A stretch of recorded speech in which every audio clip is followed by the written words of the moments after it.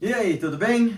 E hoje, da forma mais improvisada possível para a gente conseguir dar conta de responder todos vocês e interagir, mostrar que a gente se importa e tá lendo o que vocês estão mandando, nós vamos ler os comentários de todo mundo, interrelacionando eles com revolução de si, meditação, autossuficiência, autotransformação, autoconhecimento, auto tudo, automático, auto... Leia e assista esse vídeo.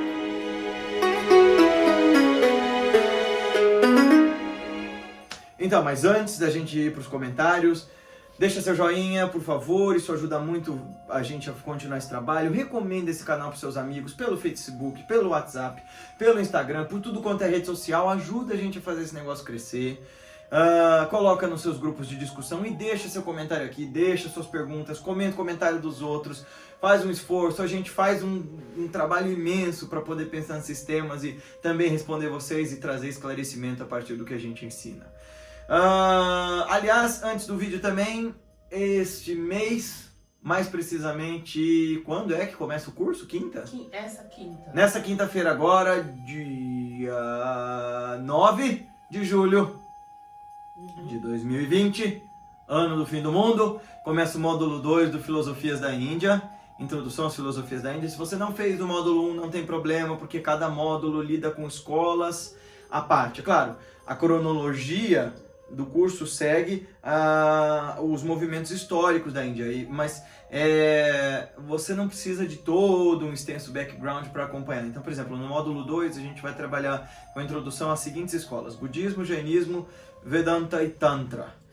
Então você vai entender o que são essas escolas, quais são os principais textos, como elas funcionam e como elas são caminhos fundamentalmente práticos para você conhecer a si mesmo, a si mesma. E nesse domingo a gente tem uma live super especial com a professora Elisa Cosassa, professora da Palas Athena, do Mind and Life Institute, do Einstein. É uma das pioneiras na pesquisa de meditação e ciência no Brasil. Recomendo muito que vocês assistam, ela foi minha professora em algumas formações que eu fiz. Minha colega lá na Palas, né, no tempo que eu tive por lá, e uma grande mestra, não só de meditação, mindfulness e uma grande cientista, mas também mestra de Aikido e de outras coisas. Então assista lá. E antes da gente começar o vídeo, eu vou contar sobre um caso de violência.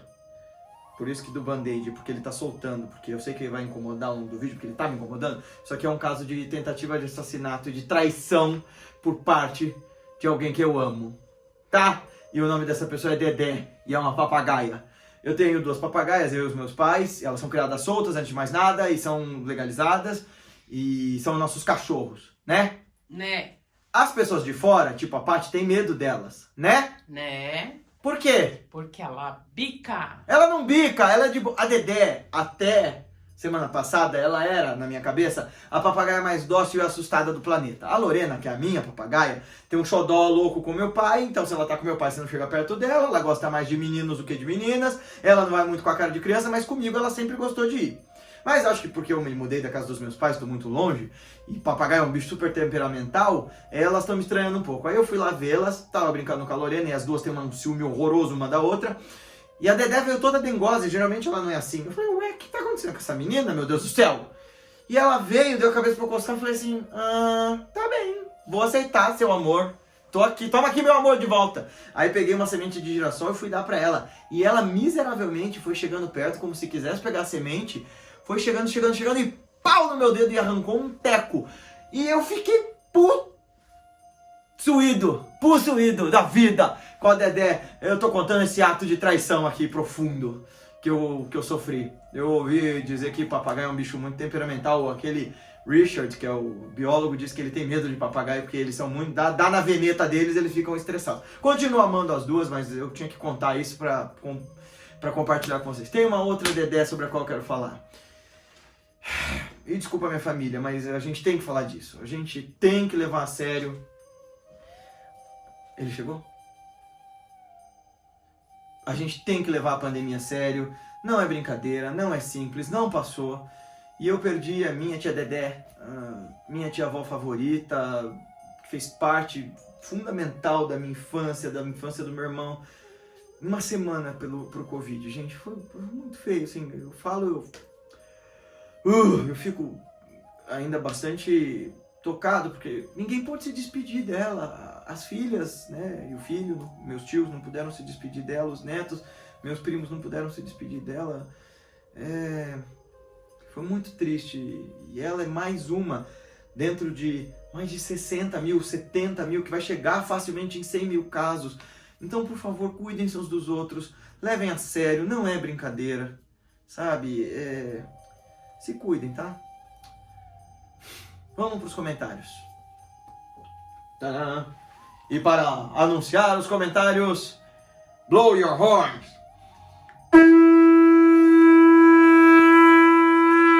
E que venham os bodhisattvas, as apsaras e os gandharvas, os seres celestiais, testemunhar este momento em que eu tento dar conta da dúvida de vocês e eu, ser imperfeito que sou, tento responder da melhor maneira possível. E outra coisa, eu sou filósofo, galera. Eu fui treinado para o debate na minha formação acadêmica. Eu gosto disso. Mas isso não é ofensivo, eu discordar de vocês e vocês discordar de mim. A gente pode dizer, não, você está errado, eu não concordo com você. E a gente desenvolve ideias e tá tudo bem. É só você respirar fundo e a gente segue em frente. É assim que a gente desenvolve saberes novos. E por falar nisso, vamos até a dúvida do Matt Moet. Provavelmente ele chama Mateus. Provavelmente é o Mateus que estava no nosso último curso. O de meditações e mantras. Ele mesmo. Então tá. Ele disse no vídeo de 6 dias atrás, que eu não marquei aqui qual foi. Acho que estamos tão desesperados... Ah, sim, acho que foi sobre os charlatanismos, enfim. Acho que estamos tão desesperados por qualquer alívio para o sofrimento que acreditamos em qualquer coisa ou qualquer um que nos dão a sensação de segurança ou que prometam um fim para as nossas dores. Enquanto isso, a dúvida fica esperando ser chamada para ação. Sabendo que o ser humano coloca ela no jogo, vai ver todo o caso que ele acreditou. Por que eu estou correndo atrás disso? Por que não levo isso a sério? Será isso o foco da vida? Daí o ser humano se transforma e a sociedade vai junto. A gente sempre teve, Matt, desesperado para erradicar o sofrimento. Essa moda de buscar métodos para deixar a gente eternamente feliz é tão velha quanto andar para frente, quanto beber água, né? Daí as filosofias da Índia, 5.000 anos atrás, se preocupando com isso. A vida tem problemas, a vida tem sofrimento. Essa é a primeira conclusão de Shakyamuni Buda. Mas sim, quando a gente perde de vista a nossa capacidade racional, quando a gente perde de vista a fundamental importância da nossa faculdade da razão e esquece de se fazer as grandes perguntas, o que é que eu estou fazendo com o meu tempo, com as minhas energias, com a minha oportunidade de estar aqui, sim, a gente se torna vítima e escravo da nossa compulsão, das nossas convulsões, dos nossos desejos e das volições dos nossos humores, que são sempre inconstantes. E a bem da verdade, Matt, é que a maior parte de nós sonambula pela vida e não vive. É bem assustador pensar nisso, porque chega um momento do nosso despertar, seja lá qual for sua idade, em que você olha para trás e fala assim, meu Deus, eu agi automaticamente ao fazer todas essas bobagens que hoje eu vejo que eram bobagens. Mas porque todo mundo fazia, porque todo mundo pensava, porque todo mundo concordava, eu simplesmente agia dessa forma. Gustavo Hudson, você tá muito nervosinho, moço, precisa meditar. Gustavo, eu coloquei o seu comentário aqui pelo seguinte. Pra gente quebrar com esse estereótipo de que meditador é o cara que fica de olhos virados para situações e quando o mundo tá caindo e despedaçando ele diz assim, só bicho, onde tem o barranco desse mundo que tá deslizando, que eu quero morrer encostado. Meditar não é ficar pasmado. De fato, meditação tem que te trazer mais paz do que você tinha antes dela. Mas indignação também pode ser produto da meditação. Te explico por quê. Quando você está anestesiado e simplesmente aceitando as coisas do mundo como elas são, conformada com as coisas tristes ao seu redor, você não reclama. E pasmado, pasmada, só segue o fluxo como um bom, o quê? Gado! Isso, exatamente. No entanto, quando você começa a meditar, é inevitável que você comece a ver a realidade tal qual ela é, sem máscara, sem truques, sem artifícios. E não mais das vezes você quer interferir nessa sociedade positivamente em benefício de todos os seres, porque quando você medita, naturalmente você se torna mais compassivo. E quando você se torna mais compassivo, inevitavelmente você fica indignado com a injustiça que o outro sofre, ainda que a sua vida esteja numa boa. Então você vai olhar para as injustiças sociais, você vai olhar para as injustiças morais, para as injustiças espirituais, para as injustiças cósmicas e vai dizer, por que tudo isso? E você vai ficar revoltado. A questão é você não se identificar com essa revolta, ou seja, você brada teu grito de indignação, cria meios hábeis para modificar a situação ao seu redor, mas não se intoxica com essas coisas. Essa é a ideia do mantra, né? Do mantra da Suprema Compaixão dos tibetanos, Om Mani Padme Hum. Quer dizer, do lodo nasce o lótus. Nós todos saímos do mesmo lodo, mas os iluminados, quando desabrocham desse mesmo lodo de onde todos estamos, se você pega a mesma lama de onde essa semente brotou e joga nas suas pétalas, ela fica incólume, ela não se suja. Quer dizer, você cria uma condição de estar ali no sofrimento, atuando para diminuir, para minimizar o sofrimento dos outros. Tenzin Palmo vai dizer que essa é a única razão pela qual a gente se ilumina, encontrar um estado de paz e contentamento tão grande, tão absurdo, tão perfeito e tão lindo que a gente queira dividir, mas você não se intoxica. E sim, você dizer que eu tenho que precisar meditar mais, tem toda razão, de verdade, não é hipocrisia não. Eu ainda coloquei para você no comentário. Eu medito mais ou menos 3 horas todo dia. De domingo a domingo, salvo exceções quando, por exemplo, como quando na semana passada, né, Paty, que a gente teve uma semana do cão e a gente tinha que dividir os nossos momentos de meditação ao longo do dia e foi um samba-lelê e acordar às 4h30 foi meio difícil, né?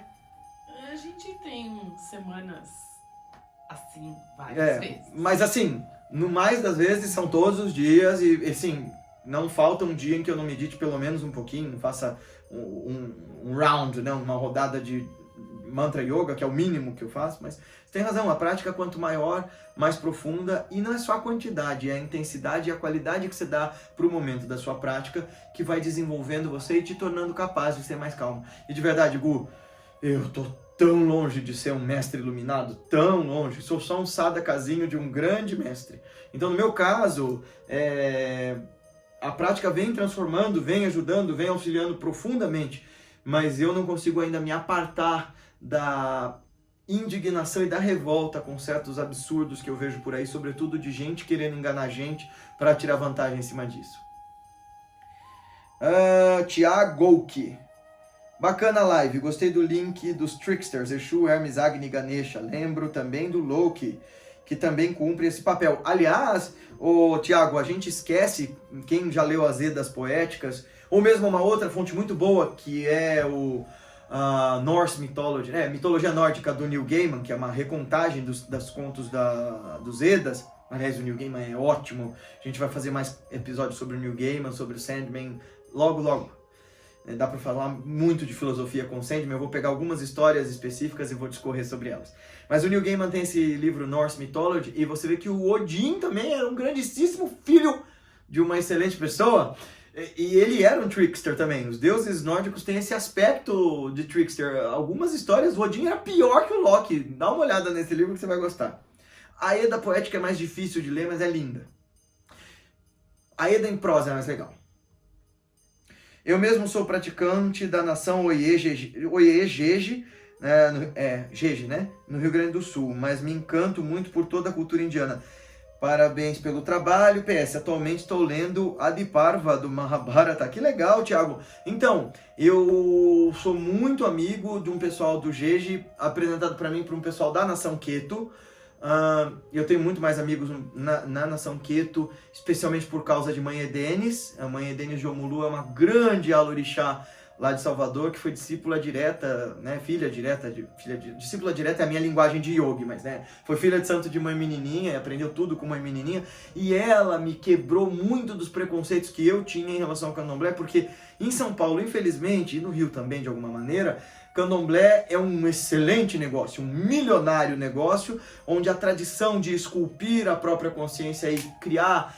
Porque as pessoas perdem isso de vista, né? As pessoas pensam que a sua relação com o seu orixá é uma coisa bancária quase, né? Uma coisa peticionária. Eu faço minhas oferendas, meu orixá me favorece, é isso. Quando na verdade é todo um ato, como no Mimamsa hindu, né? O ato do ritual, é todo um ato de esculpir a consciência e de moldar-se no movimento cósmico, é um entendimento de eu ofereço para o universo te oferece para mim e a gente vai nessa amálgama e nessa dança bela se desenvolvendo juntos.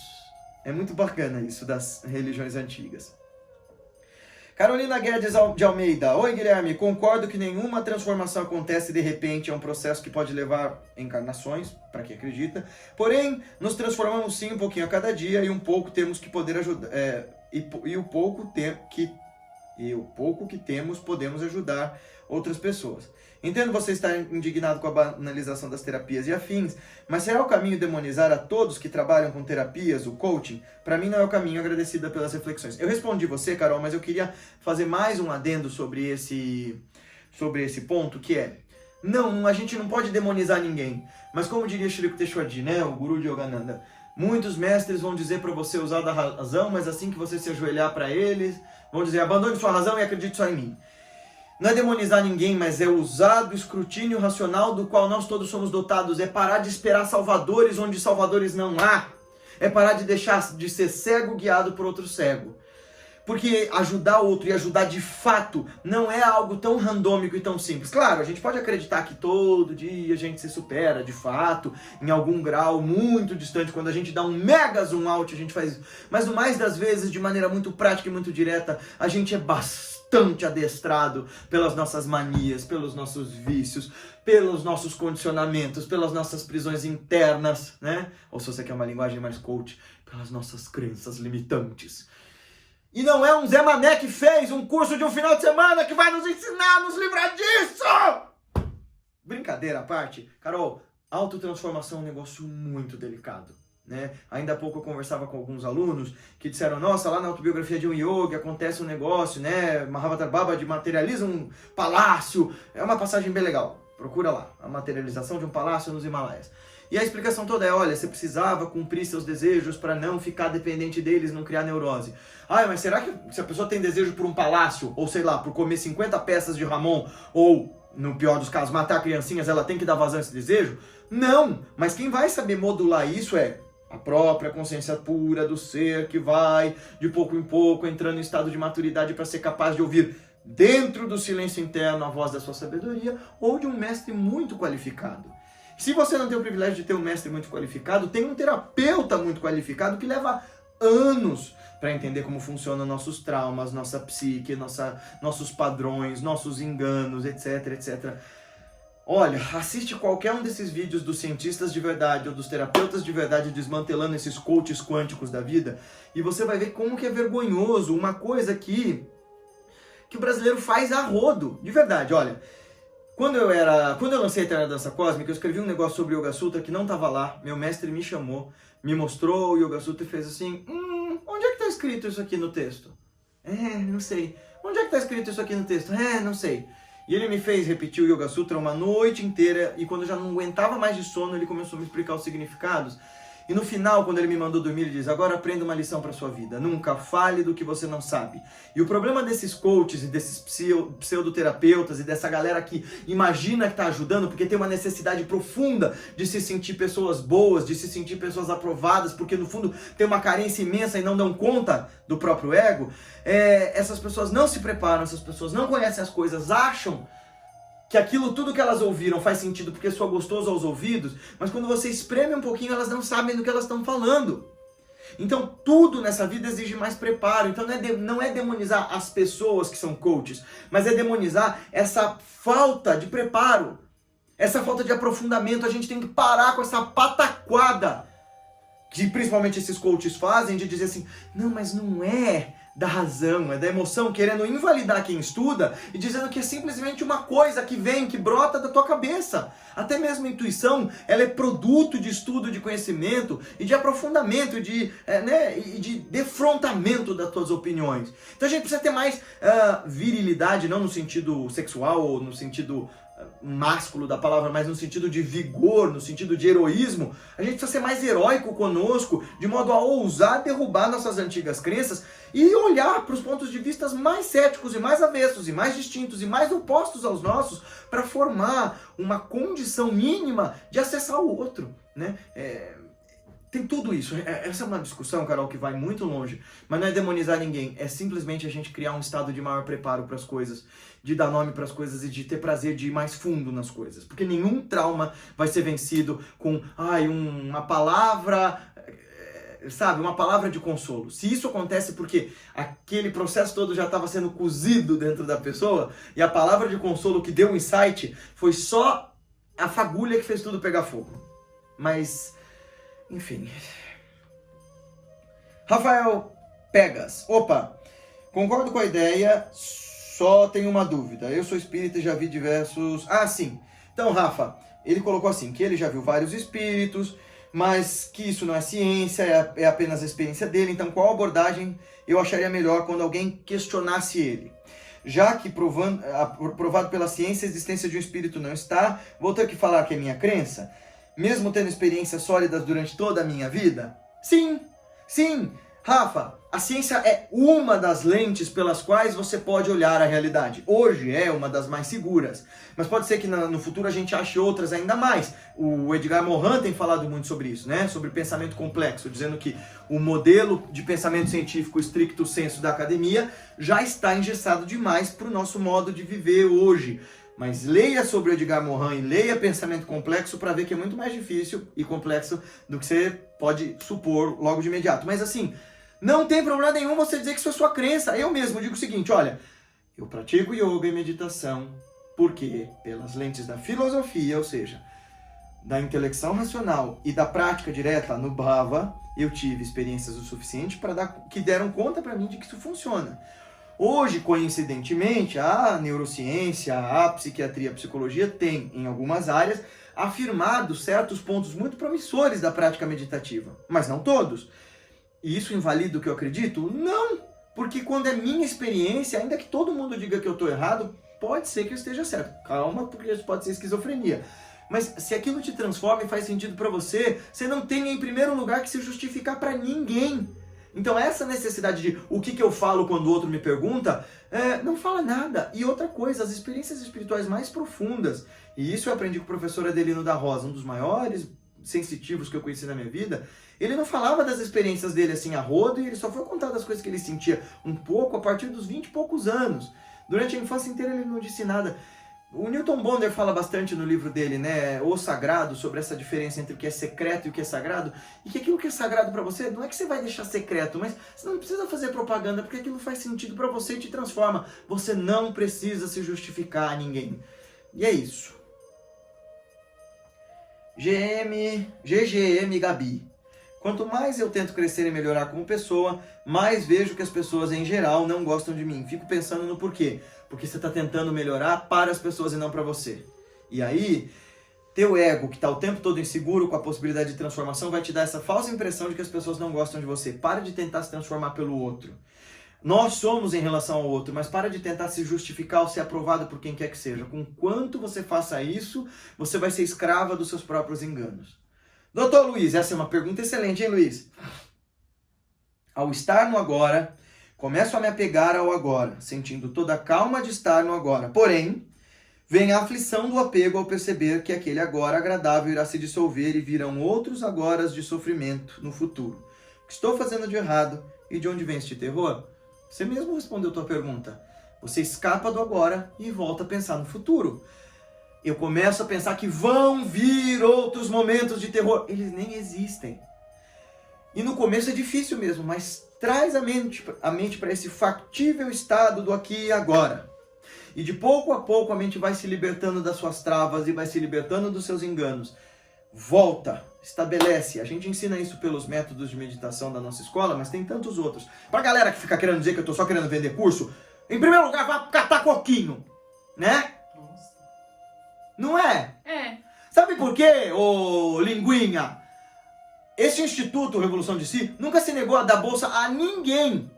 E deixa eu te contar que o meu carro que eu tinha, que eu acabei de vender por míseros 2.000 e poucos reais, era um Uno, daquele lá atrás. Então assim, ninguém tá ficando rico aqui, está?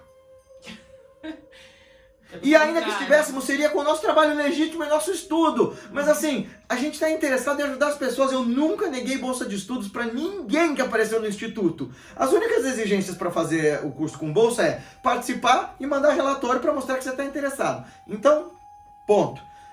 Mas por que eu tô falando isso? Porque a gente também não faz proselitismo, gente. Eu não tô dizendo, nossa, a nossa escola é a melhor técnica de meditação que existe. Pra nós é a melhor sim. Eu garanto que funciona, funcionou pra todo mundo que veio pra cá. Mas se você não vai com a minha cara, se você não vai com a cara da Patrícia, que tá atrás da câmera que você mal vê, vai procurar outra escola, mas só faz a prática e se dá uma chance de olhar pra dentro com critério e se transformar. Beijos de luz. Vinícius Númer. Opa! O Guilherme, eu estava falando com um amigo meu e surgiu uma questão. O Samadhi, o acesso ao real através da prática do yoga e meditação, não seria uma auto-hipnose a longo prazo? De jeito nenhum. Algo que foi autossugestionado e com o tempo a mente cria, algo que fomos dando causas e condições para que criasse isso. Como teorizar sobre? Veja, Vinícius, o Samadhi ele se dá a partir de um processo muito paulatino, metodológico e sistemático de trazer a mente de volta a um estado de lucidez, de quebrar com os devaneios, de todas essas escorregadas que a mente dá para o passado ou para o futuro, para estabelecer-se no aqui e agora. E é quebrar com a lógica discursiva que nos auto-sabota o tempo todo. Então o Samadhi é justamente o oposto de um estado de hipnose. Ele é um estado de hiper-concretude no real. Sejam todos os Samadhis, né? Savitaka, Nirvitarka, Savichara, Nirvichara, Sabidya, Nirbidya, enfim... Savikalpa, Nirvikalpa, enfim, qualquer que seja a escola que você esteja usando para definir Samadhi, em todos eles é este êxtase que expande a sua consciência. Mais do que um estado de hipnose, ao contrário, é um estado de despertar, né? Um Satori, por exemplo, no Zen. E ele é tal qual quando a gente acorda do estado de sonho e volta para o estado de vigília. Quando você está dormindo e sonhando, você tem certeza que aquilo é o real em algum momento, mas algumas pistas vão chegando a você, aí você se convence de que aquilo não é real, de que aquilo é um sonho, você quebra aquilo e acorda. E o momento da vigília é significativamente mais claro e distinto, como diria o René Descartes, do que o estado de sonho. E a mesma coisa que acontece com quem entra em Samadhi. Você chega num ponto e se diz assim, nossa, como é que eu chamava aquilo de real, sendo que eu tenho isso aqui? Alexandre Meirelles. Guilherme, atualmente, no que diz respeito às religiões, como você se enquadraria caso fosse indagado? Há mais tempo eu já vi vídeos seus mais jovens em canais espíritas, atualmente você parece seguir mais o budismo. Eu me classifico como espiritualista e bebo de várias fontes. E você? Forte abraço. Eu sou um yogi, discípulo de um yogi, que era, por convenção social da época dele, identificado como hindu. Ele era membro do Sanatana Dharma, mas o yoga não é religião, o yoga é uma experiência da consciência tentando descobrir-se a si própria. Se eu tiver que dizer quais são minhas inclinações filosóficas, eu tendo a pensar a vida mais para um viés yogi hindu, seja do Advaita Vedanta, pelos monges da ordem da qual eu sou iniciado, na ordem Ramakrishna, ou também pelo viés da galera do Shaivismo da Kashmira, que é uma outra forma de monismo muito sofisticada, com quem eu aprendo através... Nossa, que enrolada, né? Eu tenho aprendido muito sobre o Shaivismo da Kashmira com o meu professor, João Carlos Gonçalves, teve uma live com ele, vai ter outras. Procura lá, Ashram Urbano, você vai saber mais sobre ele. Eu aprendi com o professor dele, o Mark. Aprendi bem pouco com o Mark, na verdade. Aprendi mais com os livros do Mark do que com o Mark. E com os livros dos gurus, do Mark e da Bettina, que é o Jaidev Singh e o Swami Lakshmanju. Tive a oportunidade de aprender com alguns tântricas. Então o tantrismo e o Vedanta fazem para mim muito sentido. Nesse sentido, o budismo... eu também me vejo como espiritualista, por assim dizer, mas eu acho esse termo muito aberto, porque fica parecendo que eu vou pegar o que é conveniente de cada caminho e descartar o resto. Você tem que olhar com muito critério para todos eles, e o budismo faz muito sentido para mim em muitos aspectos. E eu concordo com muita coisa do budismo, sobretudo a psicologia budista. As questões relacionadas, por exemplo, ao Anatman, só que me causam uma certa estranheza, mas fora isso eu sou bem fã do budismo. Josivaldo Pereira, é possível caminhar numa praia urbana em estado meditativo, mesmo essa estando cheia de gente? É possível estar em estado meditativo em qualquer momento. Isso é o estado de awareness, ou de atenção plena, ou de lucidez plena, que principalmente os budistas tentam chegar, né? É você estar presente no aqui e agora. Agora, se meditação como método pode ser feito em meio a um monte de gente, sim. Teve uma época que eu estava tão embevecido, que a gente chama de bhava, né? Eu não sei se vem da mesma origem. Tem que perguntar depois para o Edgar. Eu estava tão embevecido com as práticas que eu meditava em qualquer lugar. Então eu ia com a minha família, sei lá, para Paraty ou para Trindade, e eu me enfiava naqueles cantões da praia, né, cheio de mato, e sentava ali e meditava por horas a fio. E aí passavam surfistas, e passava a galera curtindo, e passava um monte de família. Teve uma vez que eu tava meditando na areia da praia, eu tava de óculos espelhado, minha família conversando e rindo e tudo mais, e eu meditando. Mas é só porque naquele momento aquilo era necessário fazer sentido para mim. Com o tempo você vai perceber que a prática pode ser feita de uma maneira mais reservada e mais intimista. Agora, o estado meditativo é possível sim, esse estado de plena lucidez. E existem meditações caminhando, né? Tem a caminhada zen, tem o mindfulness caminhando, tem um monte de jeito de estar em estado de atenção e contemplação cercado de referências. Deixa eu ver se falta muita coisa. Ai meu Jesus Cristo. Só mais alguns. Muito obrigado pelo vídeo. Ranieri Frazão, muito obrigado pelo vídeo. Um tapa na cara e ao mesmo tempo um alento nas suas palavras. Parabéns pelo crescimento do canal. Lembro de vocês, dos vídeos mais antigos, em que você parecia um pouco desapontado com o baixo alcance dos vídeos. Meio que ainda me incomoda, viu? Não porque, nossa, eu quero ficar famoso e desfilar no tapete do Almari Júnior.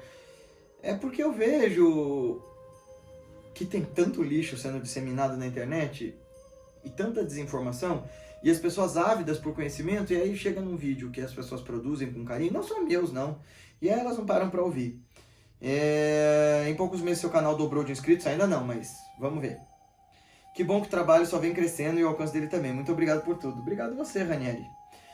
Josivaldo de novo. Guilherme, meu nome é Josivaldo, tenho 52 anos, estou umbandista ao longo de 14 anos como médium, já li, estudo desde livros espíritas e espiritualistas, umbanda, ufologia, além de seguir linhas das filosofias hindus e budistas, iniciando e muito a aprender.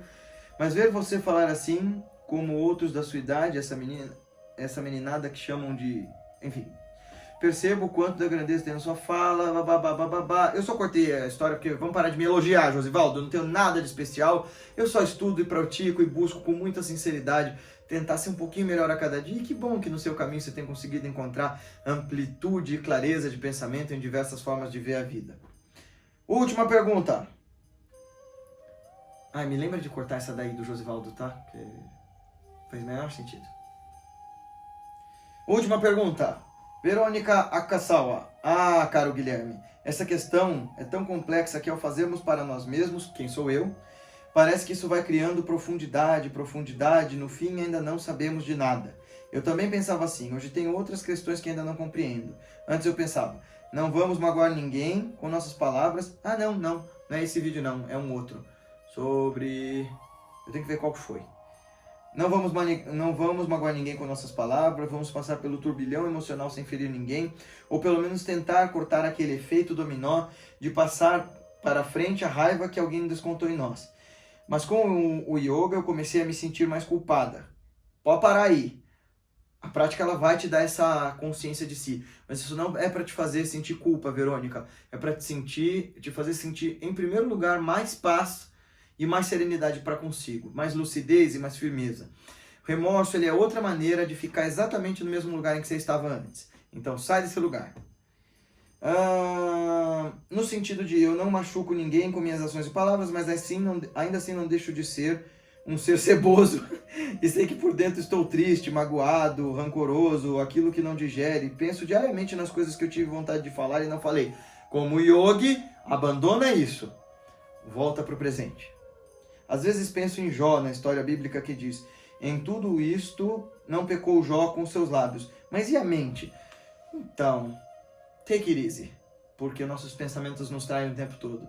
Mas ficar com remorso, ficar nessas voltas de ai meu Deus, eu não sou o suficiente que eu deveria ser, é só outra maneira de se escravizar e de se punir.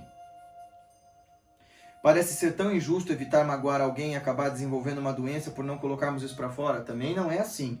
Não é você vomitar tudo que você quer. E não é a doença não se desenvolve assim. A doença, suponho eu, as doenças psicossomáticas, elas têm mais a ver com a nossa maneira de se identificar profundamente com as emoções e dizer assim, eu sou essa tristeza, eu sou essa mágoa, eu sou essa raiva, do que com o outro. Na verdade, tem tudo a ver com você. E o yoga ensina isso. Nas atitudes, tento seguir todas aquelas atitudes elevadas que nos é orientado, mas por dentro a consciência primitiva não nega a revolta e sofrimento. Não é para você negar nada, olha para o sofrimento. Olha para a revolta, vê de onde eles surgem, quais são suas causas, vai questionando eles profundamente até perceber que eles não têm substância, eles são frágeis, eles não duram no tempo, eles não resistem ao questionamento seu de que, será que eu sou isso? Porque boa parte dos nossos sofrimentos que nos incomodam no agora, passa pouco tempo eles deixam sequer de ser importantes e a gente passa a rir deles, portanto eles não têm substância real. Verô, relaxa, faz mais prática de meditação, faz mais prática de pranayama, seja mais gentil, seja mais terna e paciente com você, e com o tempo a prática faz seu efeito. Dói, demora e dá trabalho, mas vale muito a pena. Se você tem comentários a fazer sobre os comentários, se você quer ajudar os teus amigos que colocaram esses comentários aqui, escreve aqui abaixo, se inscreva nos cursos do Instituto se quiser, e divulga esse vídeo para os seus amigos. Até o nosso próximo encontro. Namaskar. Gostou desse vídeo? Então não esquece de dar seu joinha, se inscrever no canal, compartilhar com seus amigos, nas suas redes sociais todas. E não se esquece de assistir os outros vídeos que estão aqui no canal. Tem um monte de coisa legal para você assistir e coisas que fazem bem e fazem a gente conseguir refletir e realizar em nós, dia a dia, a nossa revolução de si. Até a próxima!